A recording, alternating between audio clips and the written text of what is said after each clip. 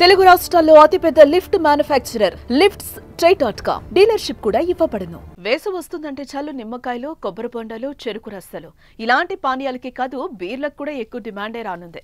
Monday ఎండల్లో చల్లని బీరును అమృతంలా భావిస్తారు మద్యం ప్రియులు.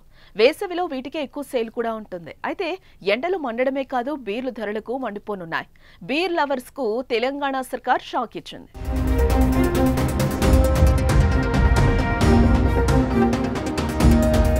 తెలంగాణ వ్యాప్తంగా బీర్ల ధరలు పెంచేందుకు ప్రభుత్వం ఆదేశాలను జారీ చేసింది. ఒక్కో బీరుపై 15% పెంచింది. జస్టిస్ జైష్వాల్ కమిటీకి అనుగుణంగా ధరలను ప్రభుత్వం సవరించింది. ప్రస్తుతం ఉన్న ఎంఆర్పీపై 15% మేర పెంచి బీర్లను విక్రయిస్తారు.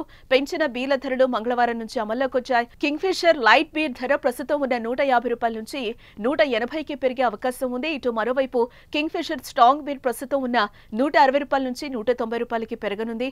కింగ్ ఫిషర్ ఆల్చా, Budweiser, Tuborg, Carlsberg, Heineken, Miller, Haywards 5000, Royal Challenge లాంటి అన్ని బీర్ల ధరలు 15% పెరగనున్నాయి.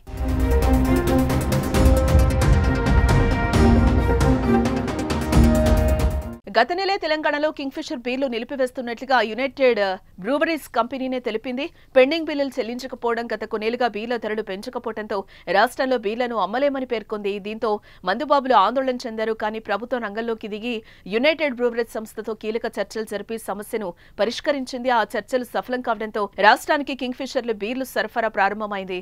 ఈ క్రమంలోనే బీర్లను రేట్లు ప్రభుత్వం పెంచింది.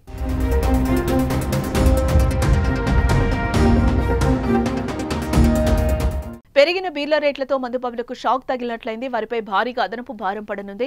అటు ప్రభుత్వానికి మాత్రం లాభం చేకూరనుంది. వేసవిలో ఎక్కువ బీర్ కేసులే అమ్ముడవుతాయి. ఈ నేపథ్యంలో పెరిగిన ధరల కారణంగా అధిక ఆదాయం రానుంది ప్రభుత్వానికి.